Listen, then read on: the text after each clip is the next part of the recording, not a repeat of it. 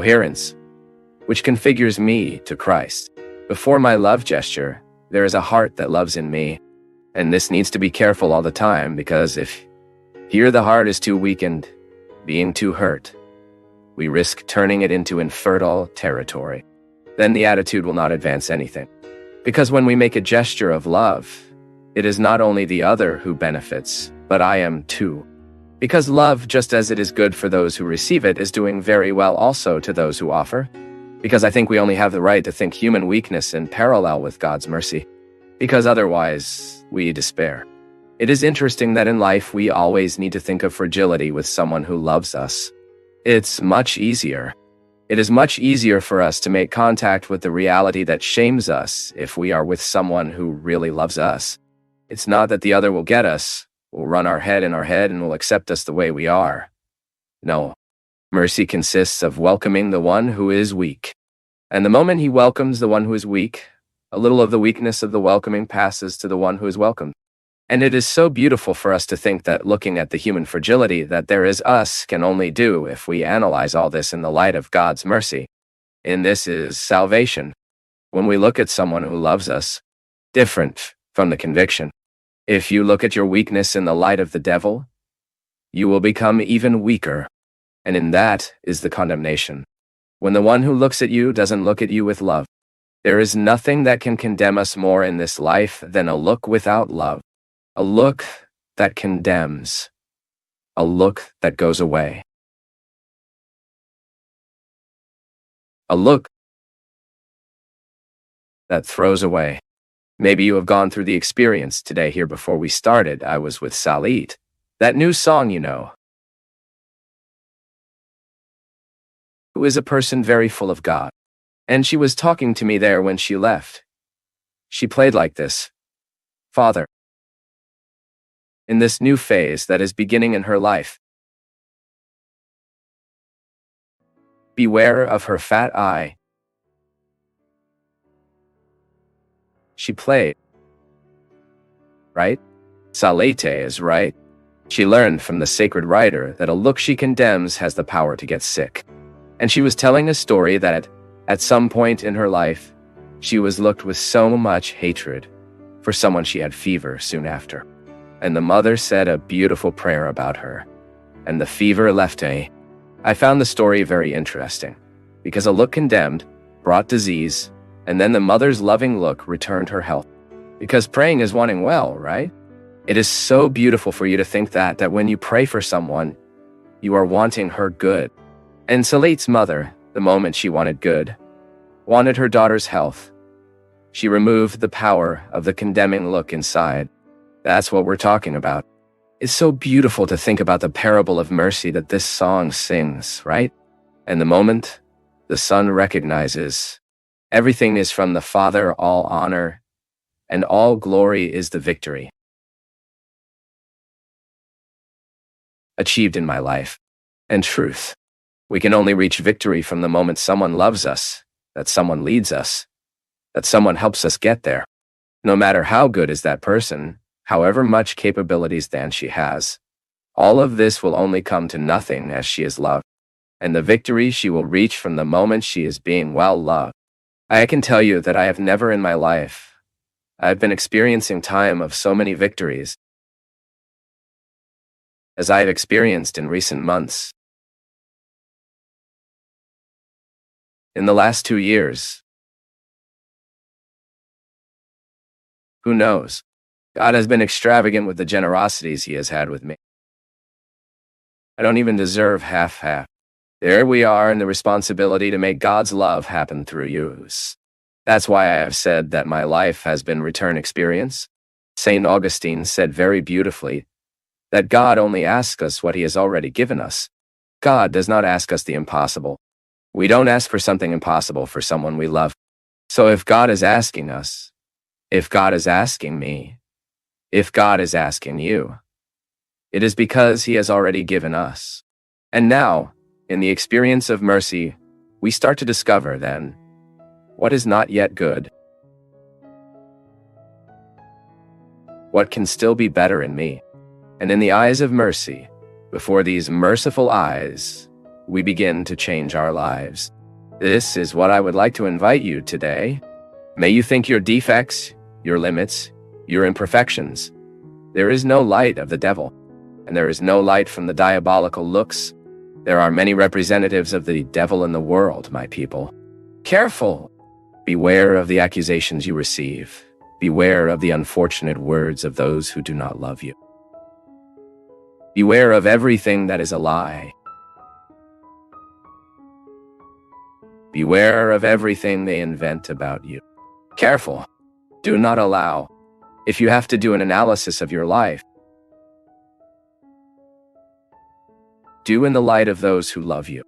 If you have to think your defects, think alongside those who truly have some consideration for you. Because the devil, not even his legitimate representatives, have no interest in growing use. None. None. And God wants to do to me and you grown. Thinking our lives, which can be better, which can be modified, always in the light of mercy and the love of God. Never in the light of the devil's unhappiness, no. The demon legitimates in the world everything that is unhappy. God did not make us for unhappiness. God made us for realization. It doesn't mean we won't have to suffer. Go. Wow. Especially because the happiest people are those who suffer at the right time. So if you have to suffer, don't be afraid. But always make your life analysis in the light of God's love, and never in the shadow of the devil's condemnation. It is a request that I make you because I have seen so many people being destroyed by the power of gossip, the power of accusations, the evil glances that we allow it to reach our life, to reach our hearts. Do not allow anything bad to last too much inside you. It can last nothing. God wants you free, happy, and fulfilled. We have no word here to hurt you. Our goal is not to hurt you. We want to do you good. If we can't, it is our fragility. It is not because God does not want to. Only those who have read Father Fabio de Melo's books know how transformative they are. Make us reflect and change the way we see life. If you haven't read it yet, don't miss this big chance. Learn more by clicking on the description links. The past doesn't pass when we close the door so that it won't leave. Every time we insist on martyrifying within us a negative experience, it will not pass. And we know time is the best medicine we can live and experience and manage more. The pain that affected me so much the day before yesterday, my concern that was taking my sleep the day before yesterday, as I shrink it. Chewing, managing the right way, putting. First thing, we have to do what people can't. If something is worrying, the first thing, what can I do to reduce this concern? Is there anything concrete I can do? All right then, you have a pain, a betrayal. You've been there in the traitor to return his trash. Do you have something choking? Anything you need to solve inside your heart? Any attitude of yours that can decrease this feeling of discomfort? We need to do it. The same thing is the concern. When something worries me and I find out on that concern what I can do to reduce the effect of this concern in my life and do it. So I start to resolve to open the doors for this past to begin to pass. Because otherwise we will reply to the experience that was not worth it. We will hold on to the event that has hurt us, which hurt us. And then we will live a continuous process of injuries and injuries. Because the memory, grudge, resentment, they only cause new wounds within us. I have never seen someone healed keeping resentment. What is resentment? Resent. It is feeling several times. It is as if you take a razor and pass it on the same place on the skin. It will never heal. And the cut is getting worse, because you are injuring the skin. Harm, wise, will be injured. You will miss the opportunity to live the healing. It's not like this. Have you noticed that when you start to heal, do you do a coconut? It's not like this. Healing causes a feeling of itching, right? Within us is the same thing. You can observe. There are many effective situations that sometimes we are starting to recover from it. then you have that feeling, from time to time, to want to resume, are the healing coconuts. Hold it from there. Can keep your hatred under control. Can keep your resentment under control. Can keep your needs under control. And then you begin to live the process of liberating the negative consequences that fact has caused you. It is life. Everyone is hurt. I have no way to create a beads for me. You can't create one for you. So, now you cannot allow the word that hurts and the attitude that hurts will cause injuries to your being and take too long. Stay within you. Extend more than the time it should be. He reached his being, it was in the deep of his life, it was in the deep of his heart. Already starts to make a way to heal it heal. Because from the moment you have a wound in being, you risk infecting everything. In affection, it works like that, right? From time to time, something comes, hurts our hearts. We lose their willingness to everything. Loses your willingness to study. Why do you lose your willingness? Why? It has no impact. It affects us. Now, the time that will last, what it affects you needs to be administered by you. After all, it's your being that is at stake, isn't it? And suddenly you start doing everything wrong because the being gets hurt. So, there is always a hurt in the being that needs to be cared for. My people, this is an exercise of every day, see? To live the experience of being with Jesus is to live all the time to manage within us these healing that we need to live so that we look like Jesus. I want to look like him, but to look like him, I need to heal in my being many things that are wrong. Do I need, from time to time, to visit my past, to understand the present? Why are I sometimes arrogant? Is it at some point in my life I was too humiliated? And why I was too humiliated, I have difficulty managing the moments when someone disputes me. No one is by chance. The healing of being happens when we pray, when I ask God to heal my heart, to heal my mind. These are expressions that we use all the time. But God often heals our hearts, heals our mind through our reflection. When you begin to put your disordered feelings in order, when you begin to resume the harmony that sometimes life and events have taken away. And that is what I wish you, that in your life today, your story, you are committed to cure the wounds of your being.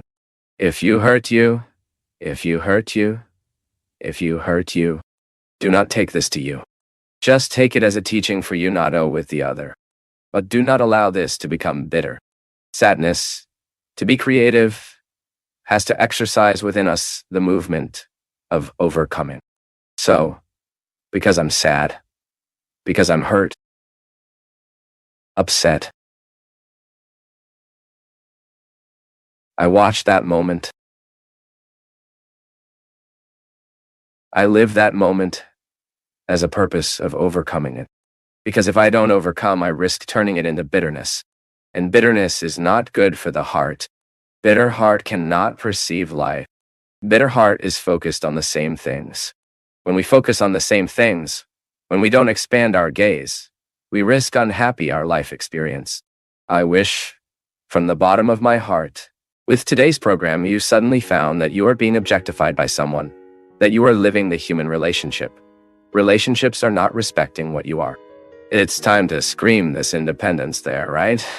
Because God wants you free, being able to dive more and more in the mysteries of being. Correcting the being, fixing what is wrong in being. Undoubtedly, your attitudes, your works will be much more mature, much more satisfactory, which is what we want. Having a pure heart so that our attitude can be just a reflection of a gesture that has not even begun. The gesture, before it happens, he moves me. It is a movement that the other does not see, but that leads me to go forward. That brings me.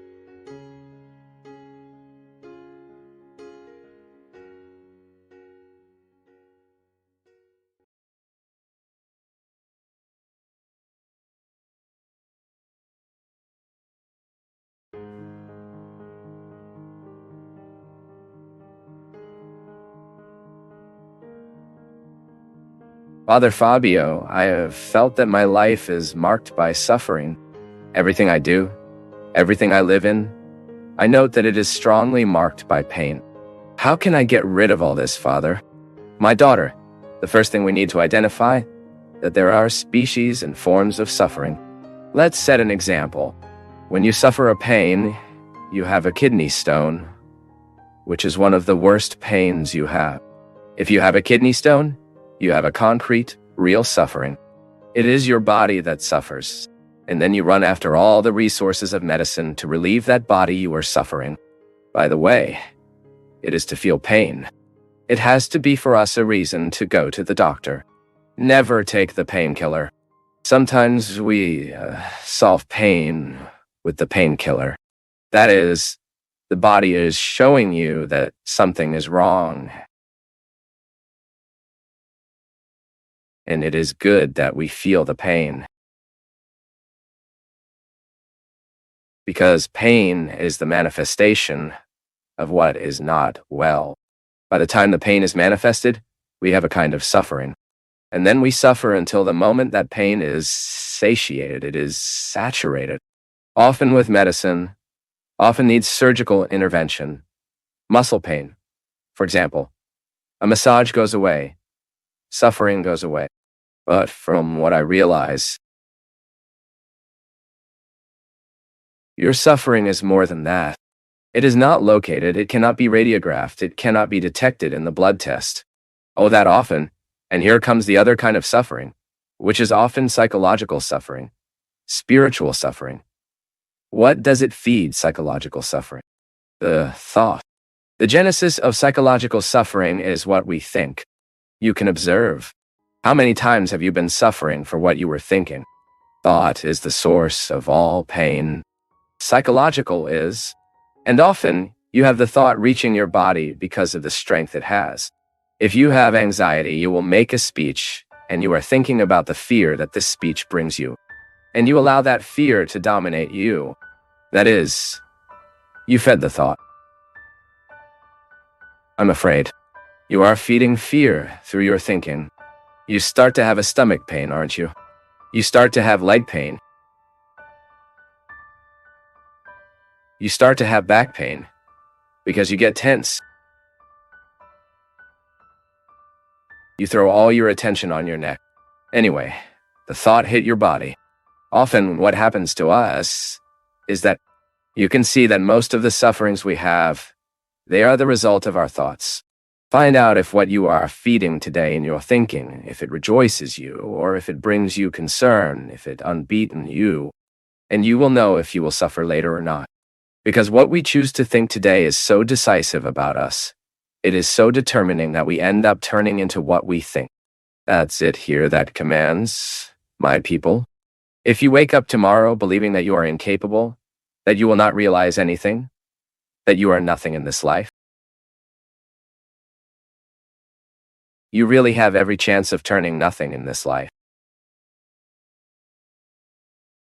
Because you will be influenced by what you think from you. The thought is so serious. It is so determining about us that what we choose to think is what, of course, we will be consequently.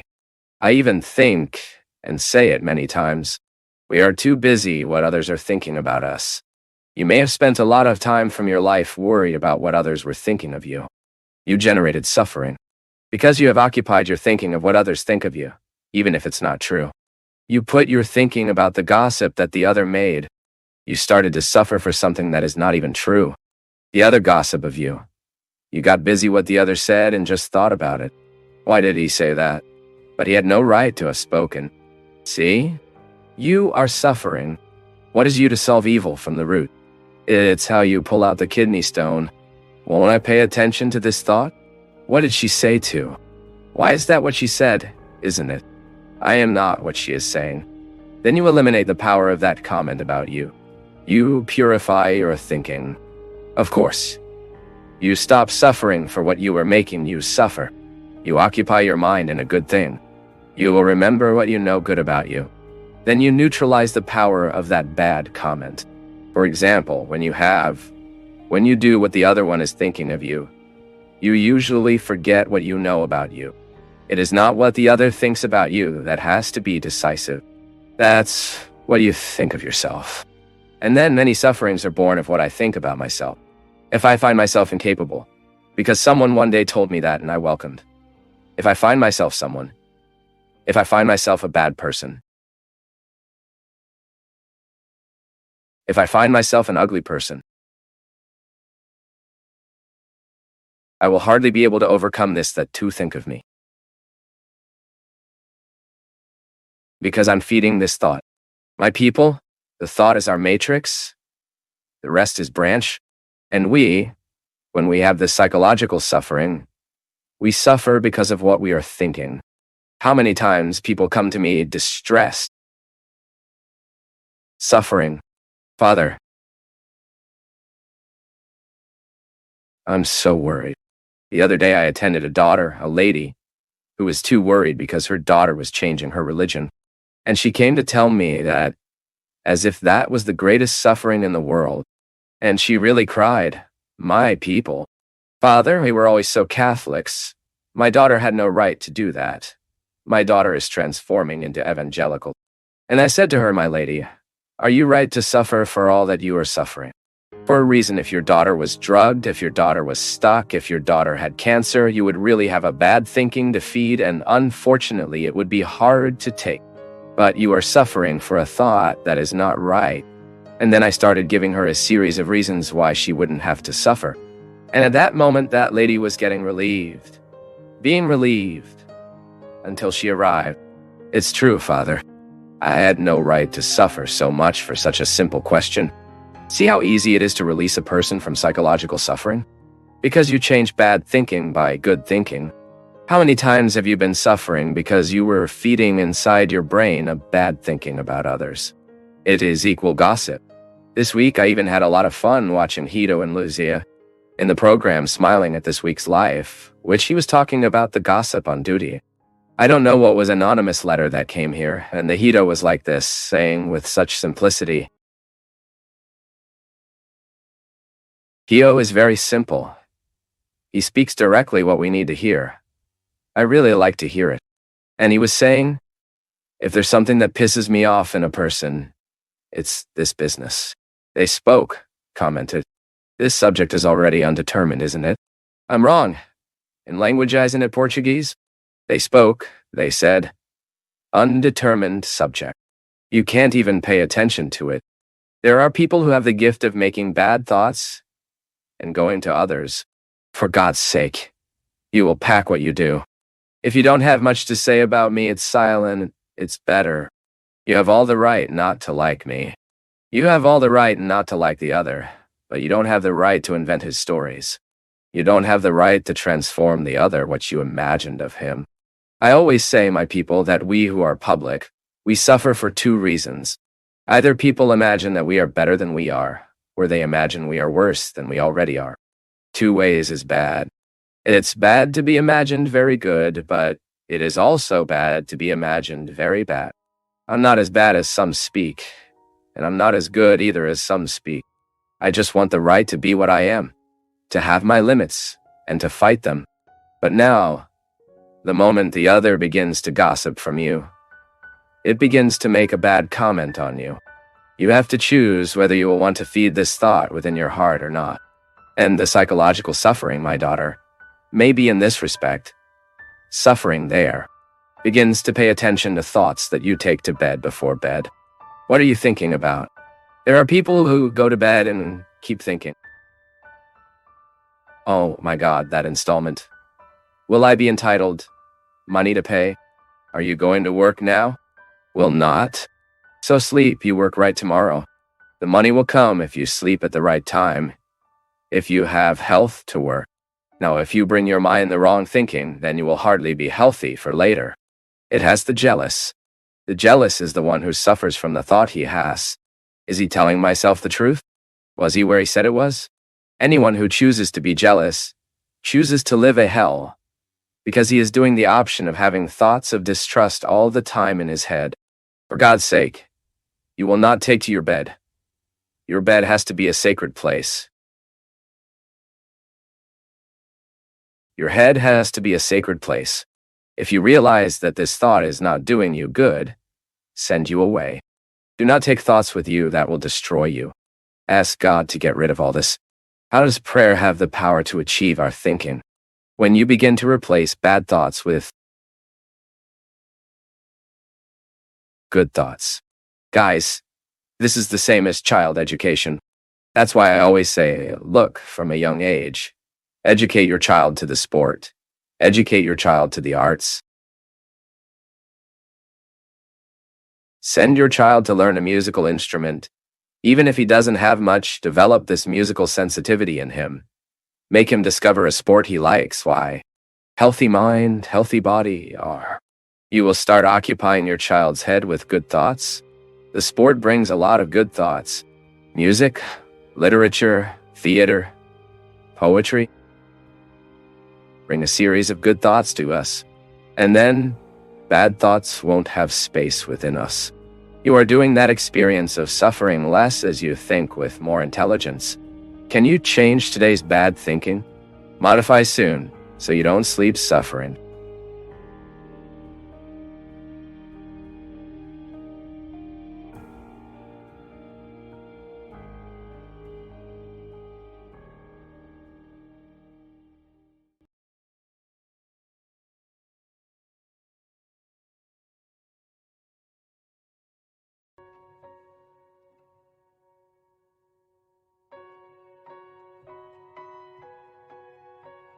Father Fabio, how to support persecution?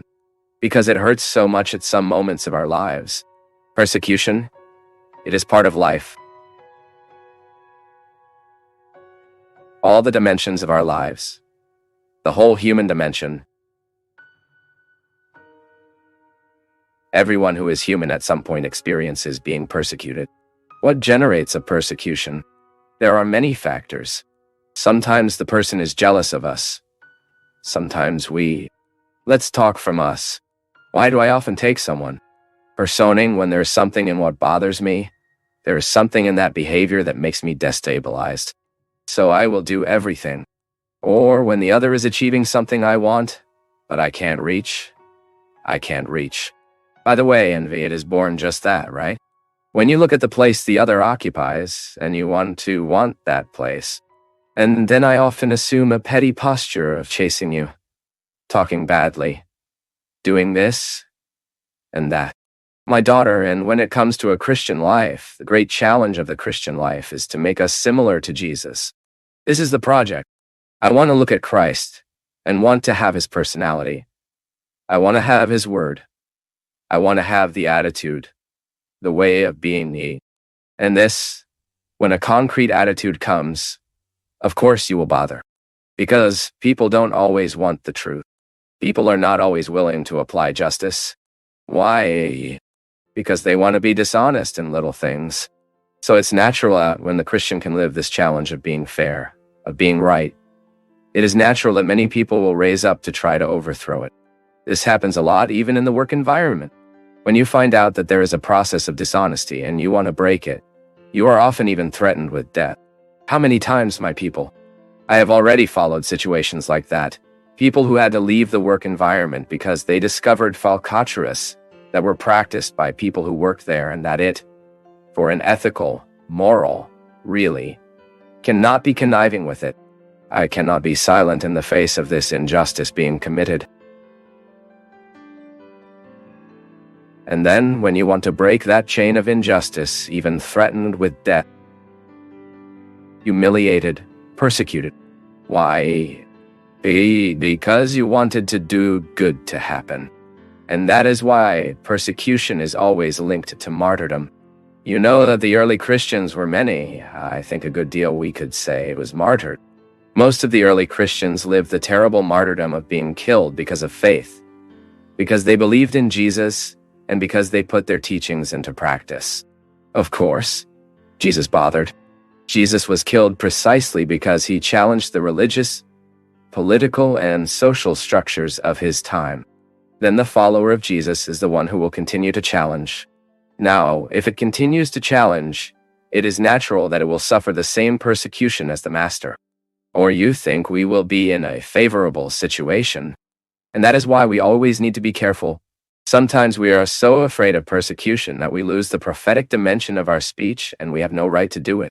We need to live from the segment and assume the natural consequences of this segment. Sometimes you are persecuted inside your home because you practice a religion, because you are a fan of Jesus. How does this persecution come? People ridicule you, laugh at you, make little case of what you like and you love. How many times have you had to hide from your husband, your children, your brothers, that you were going to participate in a retreat, or that you were coming to the news song, or that you were going to participate in a prayer group? How many people I know can't they say they are going to the church because they are ridiculed at home? This is persecution. It's different. It has changed. Today, no one forbids us more of being Christians. Here in Brazil, for example, no one forbids us. It may be that elsewhere in the world this persecution still happens, and there is still the need for blood martyrdom. That is, I lose my life so I can bear witness to my faith. But today, the persecution we live is different. It goes through other social areas. So by arguing that I'm contrary, by manifesting myself contrary to abortion, for example, I suffer persecution. The church suffers persecution. How are we going to position ourselves? We will change your mind just so as not to have the persecution. No way. We can even have positions absolutely contrary to everything and everyone. We have the right to have opposite positions, yes. Because who rules us is the teaching of Jesus. It is not the hedonistic philosophies, laxists, who are often prevailing within the context of society, which tries to standardize people so that everyone thinks the same way. And this heinous philosophy of wanting people to be modern, contemporary, airy, and to identify that being contemporary and airy as living being radically against human values. Being against the family. As much as the world evolves, a child always needs to have a father and mother indoors. As much as we are contemporary, modern, and airy, we continue to have a family need. We cannot, as a church, shut up at all that affront this family. It is healthy posture. It is our right. We are bearers of the word of Jesus. And that word is favorable to life. And all that is contrary to life, all that is attentive to life, we are radically against it. And will we be persecuted for that? We will be. But we will be persecuted with joy. Do you know why? There is nothing that can accomplish us more than the sense of duty. I did what I had to do. This is what São Paulo speaks, fighting the good in combat. I need to give life through the gospel, and if it is not leaking the blood and dying as the first Christians died, it will be the martyrdom. Then you often be exposed to joke, ridiculous, and keep firm. I believe in Jesus. Yes. This is my commitment to him, in the opportunity to be who I am, to do what I do, and go where I go. I never go to a place where I need to leave Jesus at the door. I only accept to go. I'll only be there if Jesus can be with me. If I don't have to give up what I believe. I've made a lot of mistakes. I already equated a lot. I already gave interviews where I was not clear enough. I already allowed misconceptions in what I spoke. And today, I do not want that anymore. I want to do everything so that the church is well represented in me, because this is my mission as a priest. This is my mission as a man of religion. To be committed to the word of God and to do everything to prevail. Terrible damage. Why? Because we are not reflected, we do not think. And those who do not think will have a hard time thinking life more broadly. Because the way I think reflects on the way I think my life. Since I look at people, the way I look at myself reflects the way I look at each other. So these sufferings that were part of you throughout this year, they have to bring you a fruit. Yes? And if they didn't bring it, you can be smart. It may be that you are stopping learning from them. You may be keeping failures on the shelf, without recycling them. No, failure has to be recycled. What you fought, I can say. I found so many people who went through the battle against cancer, or because they fought themselves, or because they fought with the closest people. Only those who have gone through this know how difficult it is. But after it passes, after it ends, isn't it? You look at the hair that has grown again, and you identify that those hair represents dreams. Only those who needed to lose their hair to do a chemotherapy treatment knows what the joy of seeing them as born again. Only those who had to go through the malaise of chemotherapy to stay so many times. Hours and hours and hours inside a hospital waiting for the care. And then you see the result that it worked, that the tumor has regressed, or the surgery it did, which was successful. So when their hair is reborn, oh my God. What respect we need to have these hair that is born. They are more than hair. It is the rebirth of dreams, of hope, the future. It's someone who can somehow say, life has won.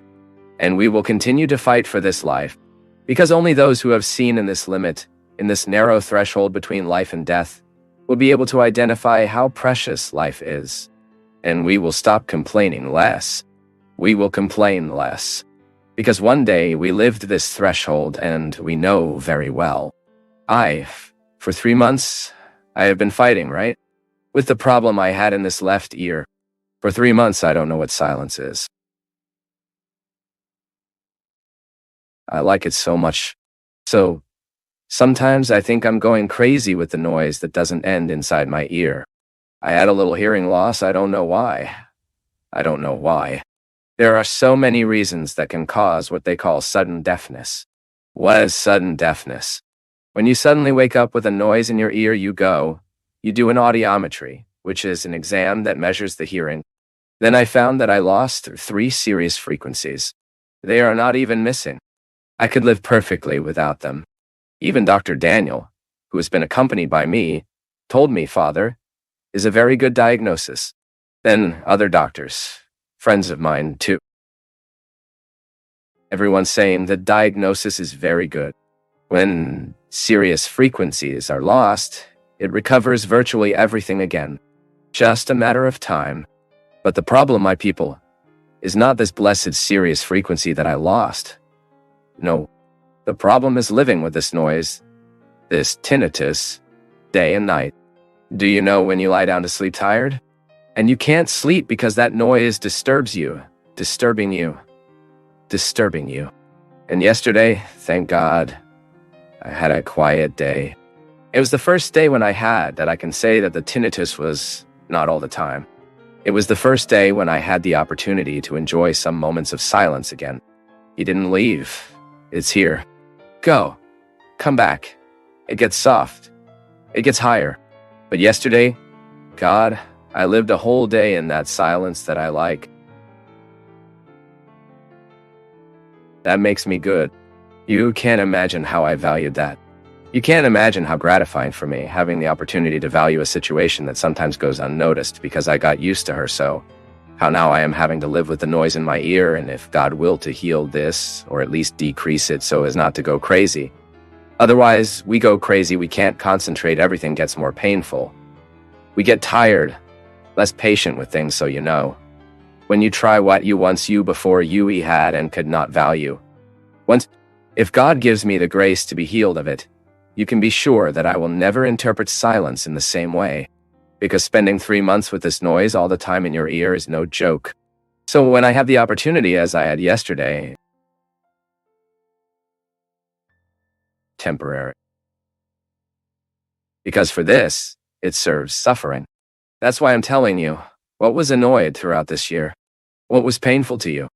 I gave my testimony. I said the testimony of Angela. My story is so tiny, close to so many sufferings that we had. We had Celia, our friend here, who works with us, who faced last year, a little fizzier also. Celia, still in continuity of treatment, 2010-2011. Is still in treatment. Celia knows. We saw when Celia's hair fell. Is here, working happy in life, taking her mother where she goes. With love. With love. Shows Celia to us, this special girl, so full of God, that it was a testimony to us here, for those with her side. So we can have the right to sing this song. Today I am free.